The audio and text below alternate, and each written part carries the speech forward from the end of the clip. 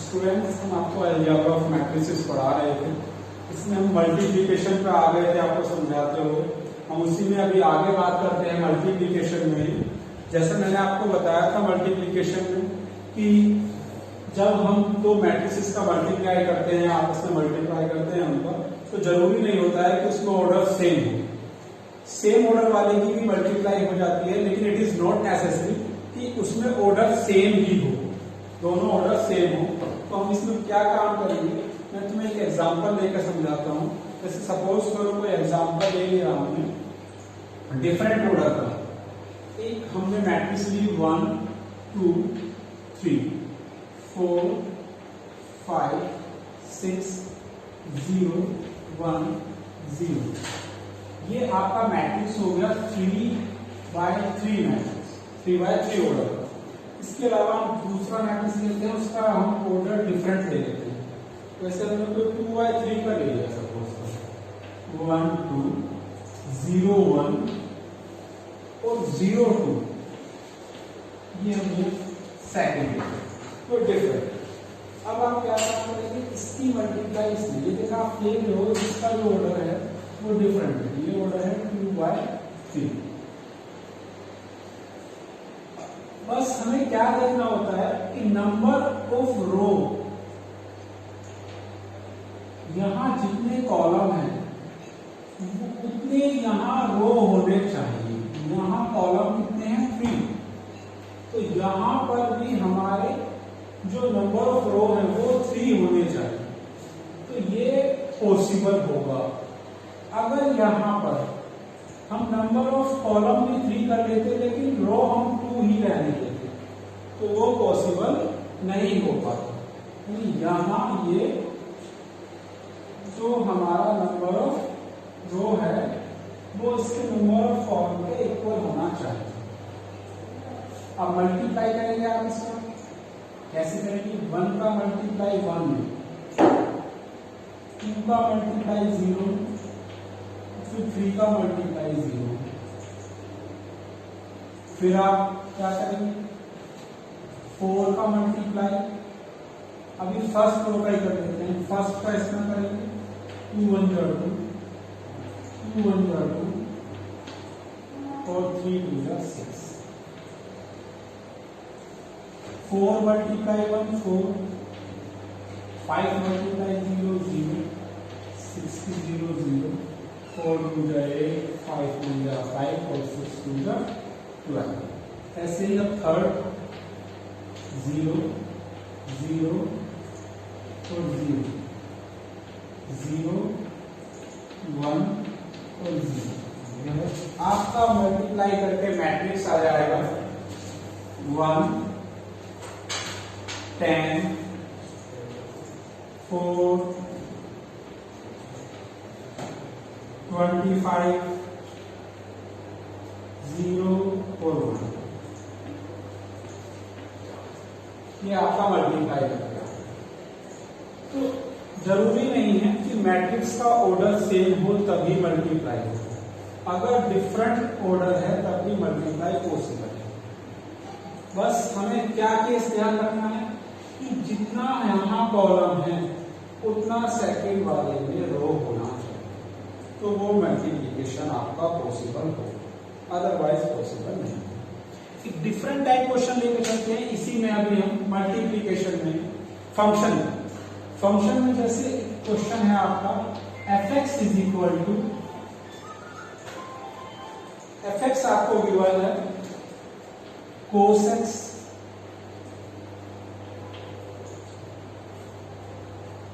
Minus sine x और 0। ऐसे ही second row है आपकी साइन x cos x और 0।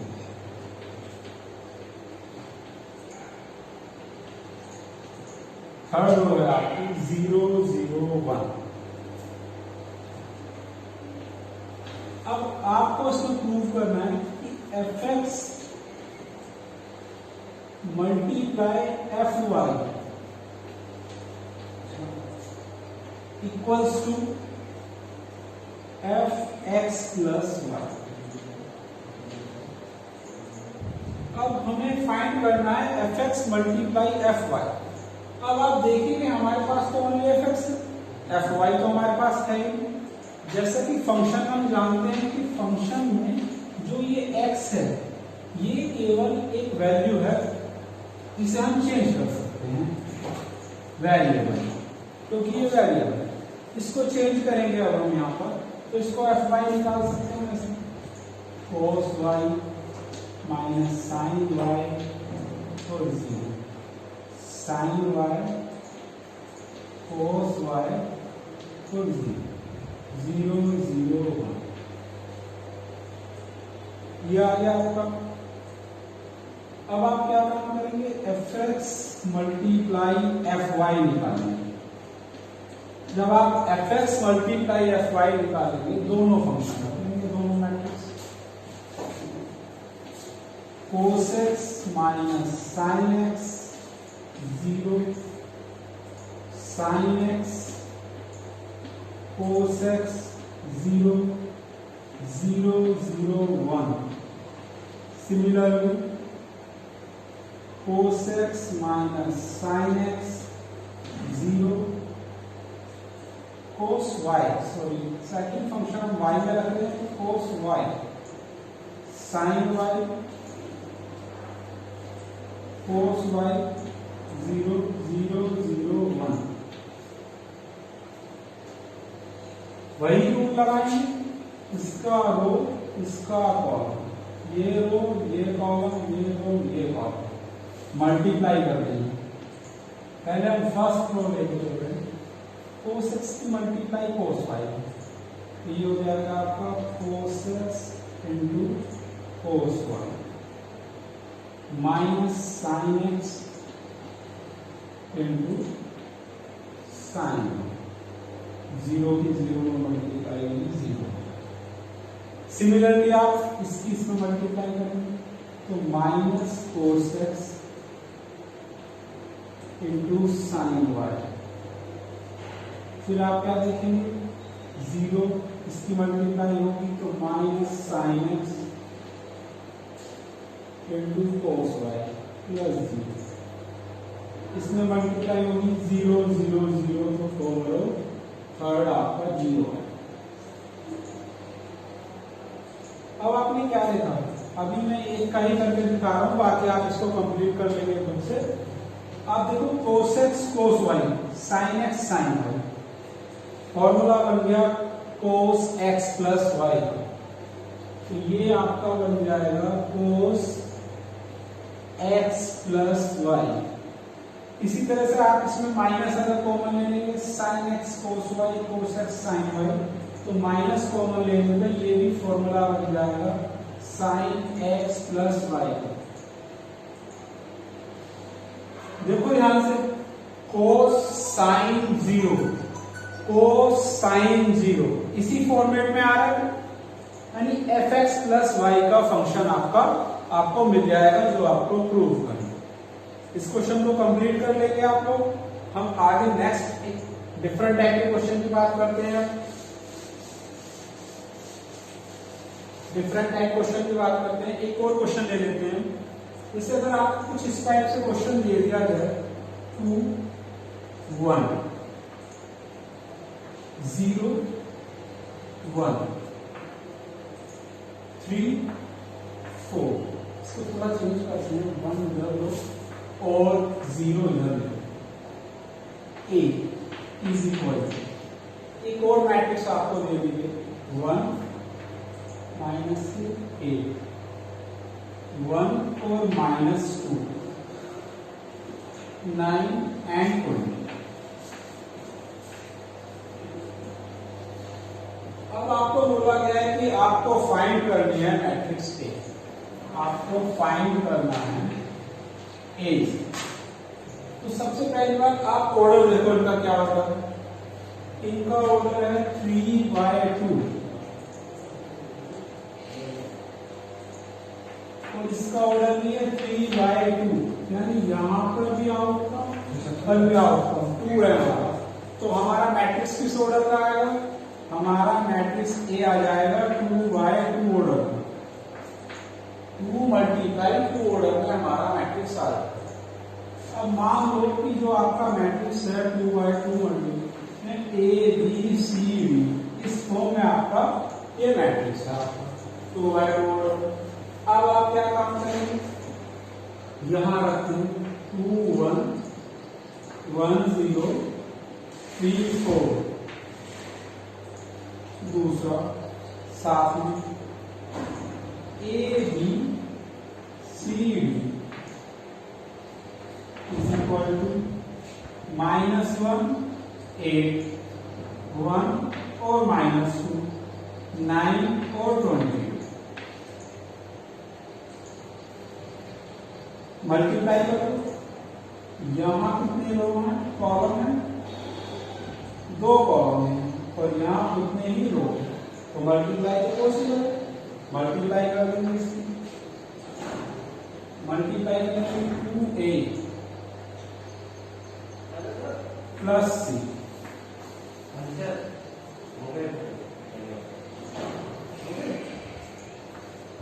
फर्स्ट में सेकंड, फिर मल्टीप्लाई करेंगे 2b प्लस b, मल्टीप्लाई करेंगे a plus 0 b plus 0 3a plus 4c 3b plus 4d, multiply कर दिया हमने, इक्वल हमारा मैट्रिक्स है -1 8 1 -2 9 और 20। अब आप क्या काम करेंगे, कंपेयर कर लेंगे दोनों का। ये इक्वालिटी में भी आपको समझाऊंगा, इसके बाद में नेक्स्ट टॉपिक आपको इक्वालिटी ही समझाऊंगा मैट्रिक्स की, उसमें क्या क्या प्रॉपर्टी होती है उसके बारे में भी आपको बताऊंगा। अभी आप कंपेयर करेंगे तो आप देखेंगे ये a प्लस 0 1 के इक्वल है, तो ये b प्लस 0 -2 के इक्वल।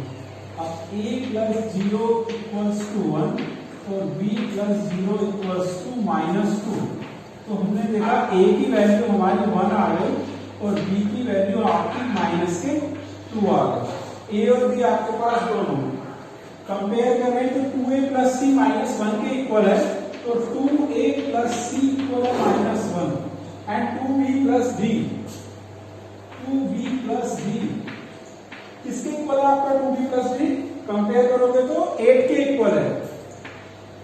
अब आपके पास a और b की वैल्यू है, आप ये वैल्यू इसमें पुट कर दीजिए, c एंड d दोनों आपको फाइंड करिए। a आप पुट कर रहे हैं 2 into 1 plus c is equal to -1, तो c is equal to -1 -2, c is equal to -3 आ गया।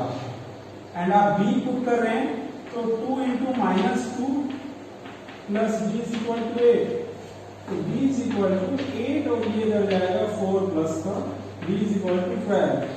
a b c d चारों वैल्यू आ गई, आप मैट्रिक्स निकाल देंगे, a आपको जो चाहिए a b c, यहाँ वैल्यू पुट कर दो, आपका 2x2 का मैट्रिक्स आपको रेडी मिल जाएगा।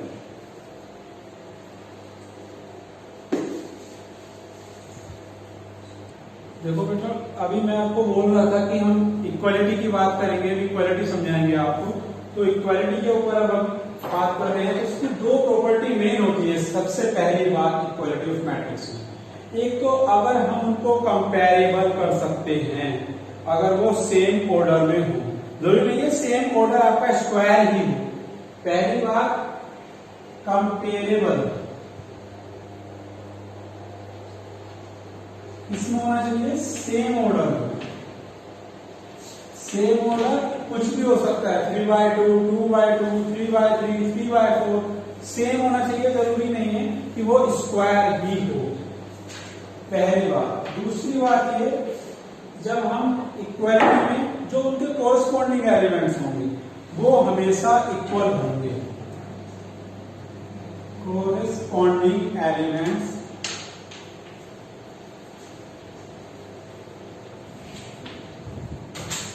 Are equal. एग्जाम्पल ले लेते हैं कोई हम, इस टाइप का question x minus Y 2x minus Y Z W is equal to, कोई इक्वेशन दे दी आपको माइनस, कोई मैट्रिक्स दे दी सॉरी, -1 4 0 5। अब आपको यहाँ x फाइंड करना है, y फाइंड करना है, z फाइंड करना है और w फाइंड करना है। क्या काम करेंगे आपको, इसका फर्स्ट एलिमेंट दूसरी मैट्रिक्स के फर्स्ट रो के फर्स्ट एलिमेंट के इक्वल होगा, यानी x माइनस वाई इक्वल होगा -1 के। ऐसे ही सेकंड रो का फर्स्ट एलिमेंट सेकंड रो के फर्स्ट एलिमेंट के ही इक्वल होगा। यहाँ ऑर्डर सेम है, ये 2x2 ऑर्डर का, ये भी 2x2 ऑर्डर का, ऑर्डर सेम होने चाहिए। 2x minus Y is equal to 0।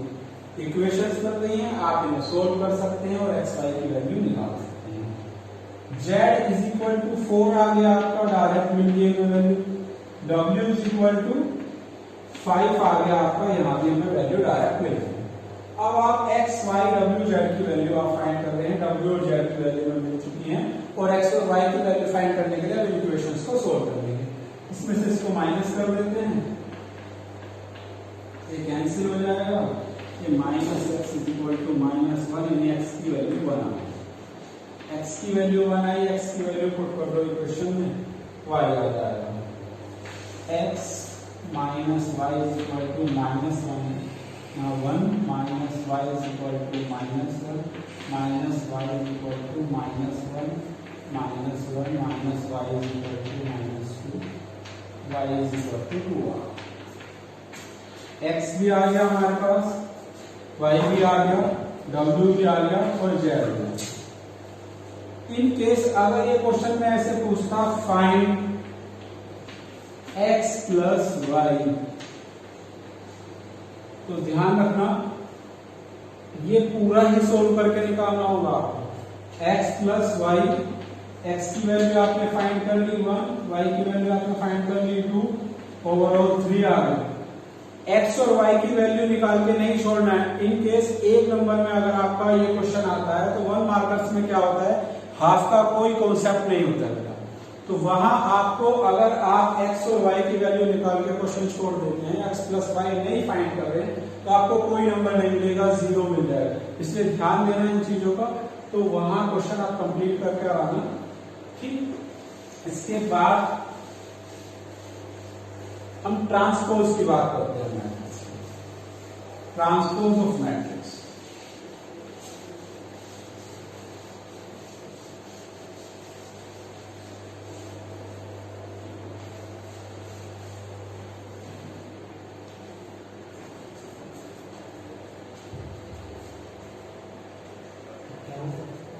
Transpose of matrix बहुत इंपॉर्टेंट और यूजुअल टॉपिक है तुम्हारा, बहुत इजी है।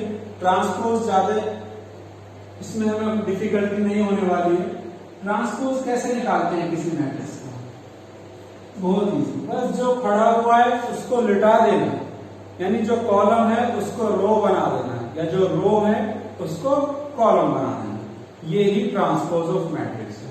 जैसे कोई एग्जांपल ले लेते हैं, 1 2 3, 3 2 1 1 4 5, इसका ट्रांसपोज निकालना है। तो क्या काम करेंगे, ये जो रो है, ये रो में जो बना हुआ है इसको आप कॉलम में बना देंगे। 1 2 3, ये लेटा हुआ था, इसको हमने खड़ा कर दिया, यानी रो को हम कॉलम में कन्वर्ट कर देंगे।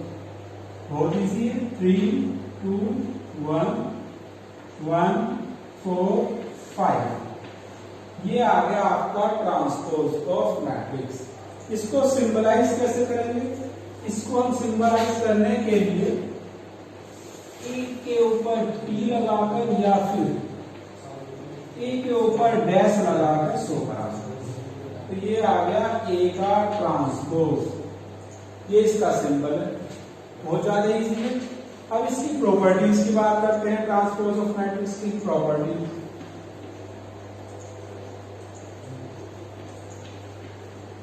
प्रॉपर्टीज। सबसे पहली बात, अगर हम किसी नंबर का ट्रांसपोज निकालते हैं और उस ट्रांसपोज का फिर से ट्रांसपोज फाइंड करते हैं, जैसे किसी नंबर का ट्रांसपोज ए डैश हो गया, इसका फिर से ट्रांसपोज निकालोगे तो वो उस मैट्रिक्स के ही इक्वल आ जाएगा, पहली बात। दूसरी बात, अगर हम किसी मैट्रिक्स के सम का ट्रांसपोज निकालते हैं तो वो उन दोनों मैट्रिक्स के ट्रांसपोज के सम के इक्वल होगा। तीसरी बात, अगर हम के बी, सपोज करो के ए डैश, इसका ट्रांसपोज निकालते हैं, के ए डैश का, तो ये के कांस्टेंट बाहर आ सकता है और ये ए के ट्रांसपोज है। इसके अलावा जहां हमारा के क्या होगा, यहाँ के कांस्टेंट होगा।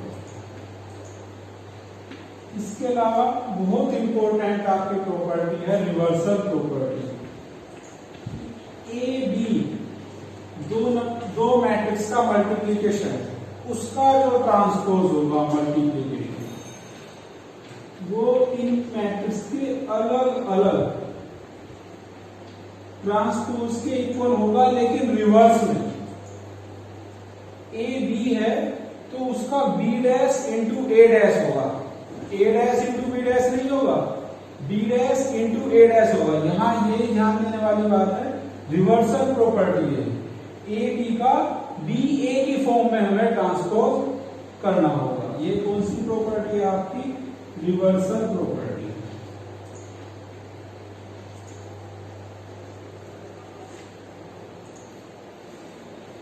अब इस पर बेस्ड कोई क्वेश्चन लेते हैं, ट्रांसपोज पे बेटा हम क्वेश्चन लेते हैं। कोई इंपॉर्टेंट क्वेश्चन है, देखो आपको एक मैट्रिक्स गिवन है, A is equal to cos alpha sine alpha minus sine alpha cos alpha. आपको यहाँ अल्फा फाइंड करना है। अगर एक कंडीशन गिवन है हमें, A प्लस ए का transpose equal to √2 i। I क्या है, मैंने तुम्हें पहले भी बताया था, I यहाँ आइडेंटिटी मैट्रिक्स है। तो वैल्यू पुट करते हैं अब हम, A प्लस ए का ट्रांसपोज इक्वल टू √2i। ये गिवन कंडीशन है। हमारे पास मैट्रिक्स है कोस alpha sine alpha minus sine alpha and cos alpha. इसका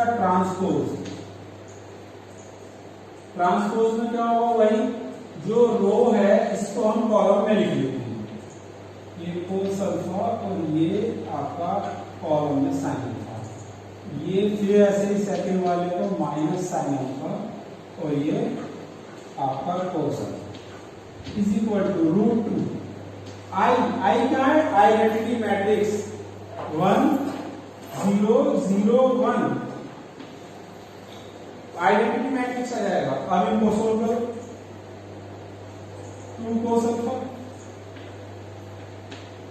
ये 0 हो गया, ये भी 0 हो गया, ये 2 कोस अल्फा। √2 की मल्टीप्लाई करते हैं अंदर, √2 0 0 √2। अब फिर वही इक्वलिटी से कंपेयर करो इसे, यहाँ कॉरस्पॉन्डिंग एलिमेंट्स a11 के equal 2 cos alpha is equal to √2। इसे सोल्व करो यार, cos alpha is equal to 1/√2 आ जाएगा। 1/√2 किसकी वैल्यू है, 45 degree. Alpha is equal to 45 degree या आपका π/4। इस टाइप से आपको ये क्वेश्चन सोल्व करने हैं। इसके बाद आपका टॉपिक बचता है सिमेट्रिक्स, स्क्यू सिमेट्रिक्स का और इनवर्स ट्रिग्नोमेट्री। ट्रांसपोज हमने आपको समझा दिया है, और ट्रांसफॉर्मेशन का यूज करते हुए इनवर्स ऑफ मैट्रिक्स निकालना, और इसके अलावा सिमेट्री स्क्यू सिमेट्रिक्स वो टॉपिक आपके बचते हैं। नेक्स्ट वीडियो में आपको वो समझाएंगे।